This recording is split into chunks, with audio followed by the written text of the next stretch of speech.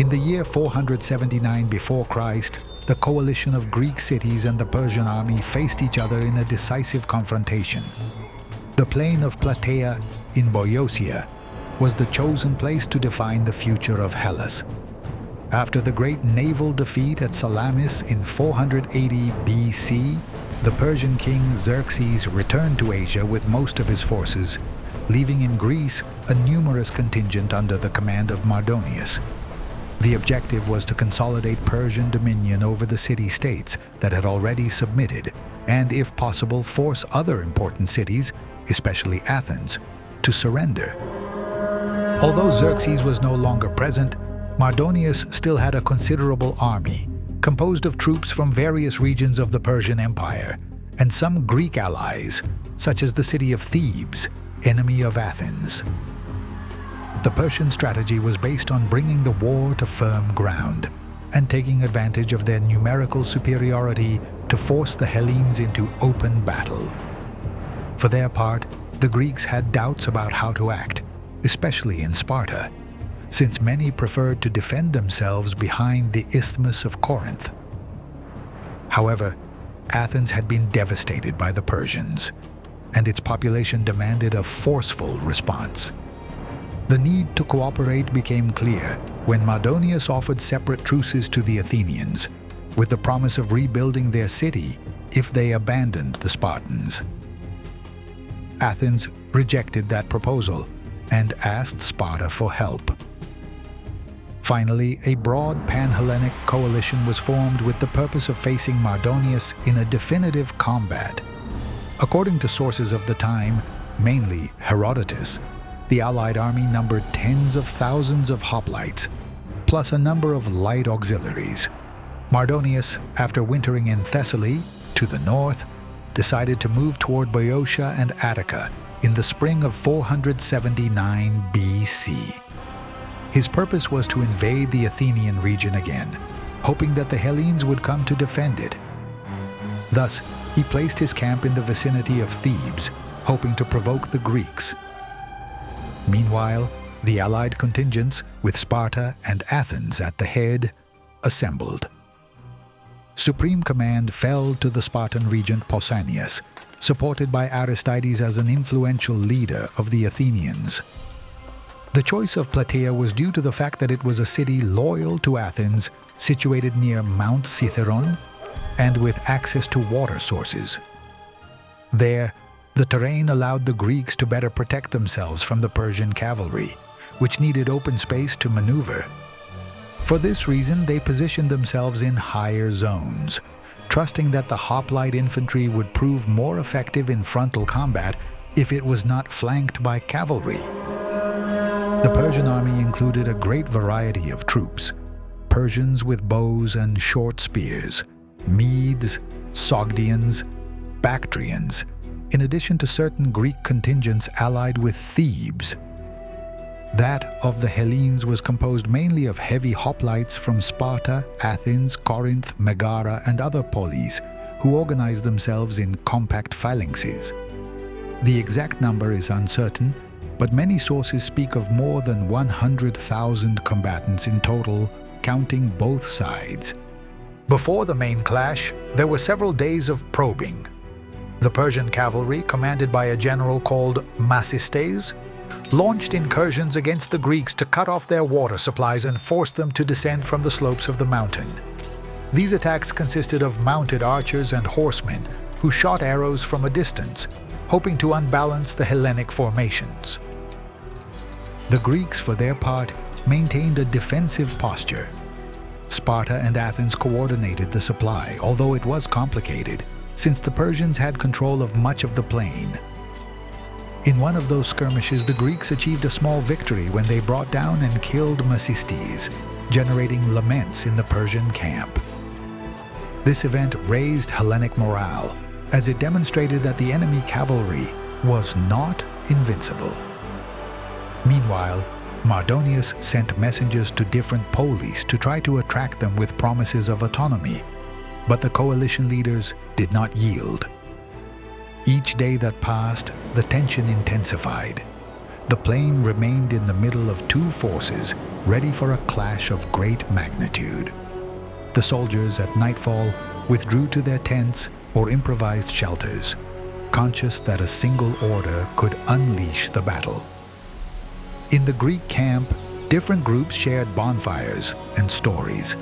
The Spartans distinguished themselves by their silent discipline. Someone walking among their ranks would see men who, while polishing their shields, repeated brief prayers to their tutelary gods, or intoned the rhythms they used to march in phalanx. A Spartan hoplite, with a shield engraved with the letter lambda, barely conversed with his neighbors. His sense of duty had been forged since childhood. For him, retreat was worse than death. The Athenians, with a different tradition, showed more vivacity. They had memories of the battles of Marathon and Salamis, two milestones in which they had triumphed against the Persians. They spoke of the importance of defending the freedom of the city-states, of how their fleet and their soldiers had demonstrated courage against superior forces.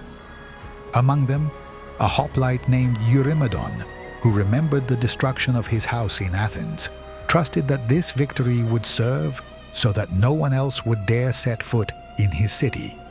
In the central part of the line, contingents from Corinth, Megara, and other regions were present. They strove to maintain cohesion. Although Sparta and Athens did not always get along well, the Persian danger had united them. Pausanias, the Spartan regent, ensured that the command structure was clear. Each contingent would know its exact position during the battle. Aristides, distinguished Athenian politician, supported cohesion and tried to contain any outbreak of rivalry among Greeks. On the Persian side, Mardonius lodged in a great tent with sumptuous fabrics and luxurious furniture, a display of the empire's splendor. There, he received the nobles of his army and representatives of Thebes and other polis that supported the Persian cause. He trusted that a direct clash on flat terrain would end hoplite resistance. His infantry was very numerous, and the diversity of troops offered him various tactical options: archers, cavalry, mounted archers, heavy infantry contingents with wicker shields and shorter spears. The nights in the Persian camp were marked by laments for the death of Mecistes, by the clamor of blacksmiths repairing weapons, and the confused chatter of soldiers from distant regions. Many knew of Persia's previous victories in Asia, Egypt, and other places, and believed that numerical superiority would suffice. However, they also remembered recent failures. They commented among themselves that the spirit of the Greeks was dangerous, and that they had not hesitated to attack an empire that extended to the borders of India. In parallel, Mardonius tried to force a great battle, sending messengers to challenge Pausanias to descend to the plain. He needed to break the Hellenic formation before his own provisions were exhausted. The inclined terrain occupied by the Greeks hindered the full use of Persian cavalry and light infantry. After several days of skirmishes and supply difficulties, Pausanias and the Hellenic leaders made the decision to fall back around the city of Plataea, where there were better water sources and terrain that remained partially advantageous. To execute this idea, they planned a nocturnal movement that had to be carried out with great order. The phalanxes would withdraw by sections without decomposing. However, coordination failed. Sparta was delayed, perhaps by internal discussions about whether it was dishonorable to retreat. At the same time, contingents like those of Athens and Corinth began to move before the signal. This disunion created gaps in the Allied line and sowed confusion. At dawn, part of the Greek army was still in the previous place, while the rest was already heading toward Plataea. Mardonius, alerted by his scouts, interpreted that retreat as a definitive flight. He saw in it the opportunity to attack a dispersed enemy. So, he ordered a general offensive with the objective of crushing the Greeks in their retreat. With the first rays of light, the Persians advanced on a Hellenic army that was in full movement. The cavalry penetrated rapidly, shooting arrows and javelins, while the infantry approached in waves. Pausanias, understanding the danger, reorganized the Spartans in phalanx formation near the sanctuary of Hera. The Athenians to the east also regrouped hastily. For a foot soldier, that moment was chaotic. Dust could be seen rising, shouts in Persian and Greek, and the confusion of seeking the correct rank among so many people. Despite that confusion, the Greeks reacted with the discipline proper to the hoplite phalanx. In the Spartan zone, the sound of Spartan trumpets and the beating of spears against shields could be heard, marking the pace. The Persians trusted in their archers and the mass of troops, but they crashed against walls of bronze shields. The difference in equipment played in favor of the Greeks. Persian soldiers used wicker shields and lighter armor. Their spears, shorter, could not penetrate with the same force into the closed formation of the hoplites. A cloud of arrows fell on the Spartans, producing dull blows against the shields, and occasionally piercing some in the second or third rank. Nevertheless, most of the projectiles bounced off. Meanwhile, the hoplites advanced step by step, with long spears that pierced the mass of Persian soldiers. The noise became deafening. Metal against metal, shouts, the neighing of horses trying to surround the phalanx. In a corner of the front, a Lacedaemonian veteran killed a Persian standard-bearer, and his unit celebrated with a roar that resonated among the ranks. In parallel, the other flank of the battle faced the Athenians against Boeotian contingents that supported the Persians, including the city of Thebes. There, a fratricidal clash was fought between Greeks with similar combat styles. The Thebans brought their own hoplites, but the morale of some contingents was not firm, as they knew that the majority of the Greek world was on the opposite side.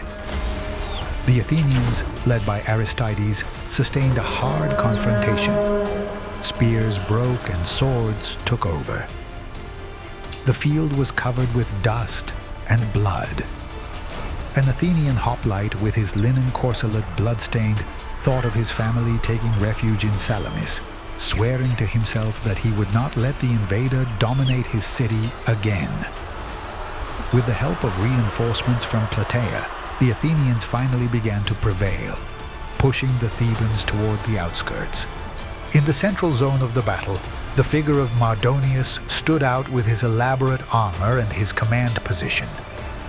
On horseback, he encouraged his men not to yield, shouting that the Greek retreat was imminent. However, Spartan pressure and the coherence of the phalanx ended up undermining the Persian defense. Among the enemy ranks, rumor grew, formations were fraying. At times, the cavalry could not maneuver with the desired effectiveness, and the number of casualties increased. In the midst of that disorder, Mardonius was mortally wounded. The chronicles differ on whether it was by a Spartan spear or a thrown weapon. That death dealt a lethal blow to the morale of his troops. Numerous soldiers, seeing their commander fall, fled toward the fortified camp. The command vacuum was immediately noticed. Persian coordination collapsed. Many minor chiefs did not know whether to regroup or continue the fight. The attack transformed into a partial rout. For the Greeks, the fall of Mardonius was confirmation that victory was within reach.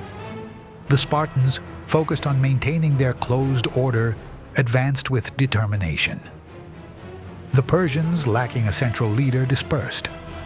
Allies who did not want to die in vain also abandoned the field.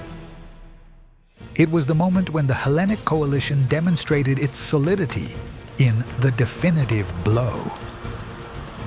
The fleeing troops took refuge in their camp, surrounded by palisades. The Greeks, with the adrenaline of victory, launched themselves to besiege those improvised defenses. Although there was some initial resistance, the disparity in morale proved decisive. The wooden wall and ditches were not enough to stop the hoplites. In a final act of struggle, some Persian groups were trapped inside and chaotic combat ensued. The Greeks burst in and captured enormous booty, precious metals, animals, luxurious fabrics, and provisions. The contrast between the simplicity of the Hellenic warriors and Persian opulence impressed many. It is narrated that Pausanias toured Mardonius' tent, marveling at the wealth that was there.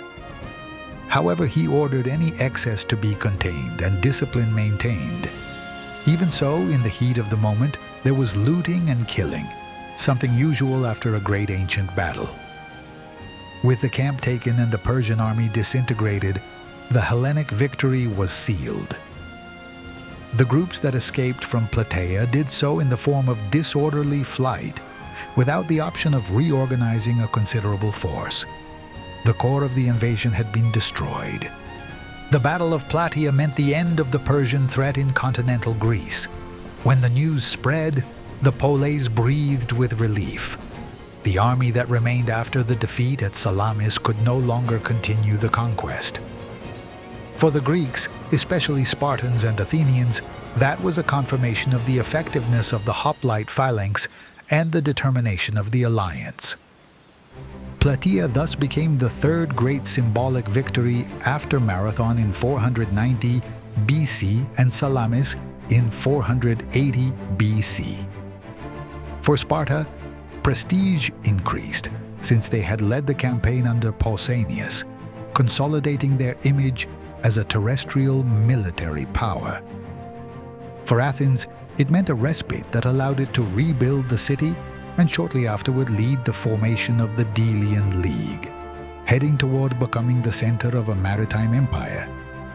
The Persian Empire, for its part, would maintain its hegemony in Asia, but renounced pursuing large-scale expeditions against Hellas.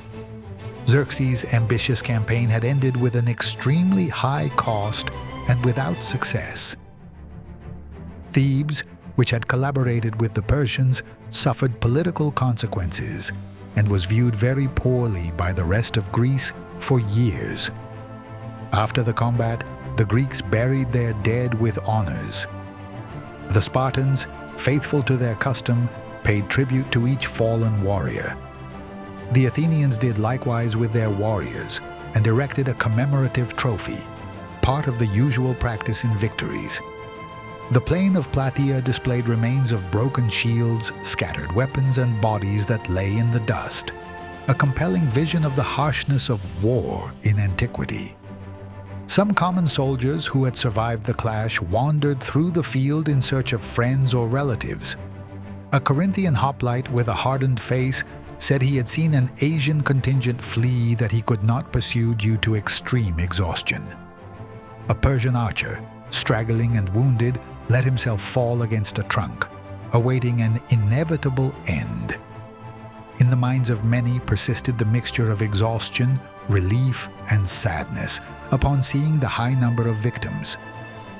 Pausanias conversed with other leaders about the prudence that should be maintained so as not to fall into an excess of triumphalism. They knew that the Greek poleis often faced each other, and unity was fragile. But, for that day, they contemplated themselves as compatriots who had achieved an extraordinary feat. The Battle of Plataea in the year 479 BC was the outcome of the Second Persian invasion and the confirmation of Greek capacity to repel an immense empire. Despite internal tensions and numerical inequality, the discipline and courage of the hoplite phalanxes, combined with intelligent defensive organization, prevailed over the power and cultural variety of Mardonius' army. As evening fell over the plain, the last Persian resistance had vanished, and the Greek allies rose victorious. With that triumph, Greece entered a period that would open the doors to the cultural and political rise of the following decades. The name of Plataea was engraved, alongside Marathon and Salamis, as one of the milestones that forged Hellenic identity. In this way, history demonstrated that, even facing an empire with greater resources, conviction and unity could prevail in the balance. The destiny of Hellas was sealed with freedom and pride reaffirmed, sealing the great epic of the Persian Wars.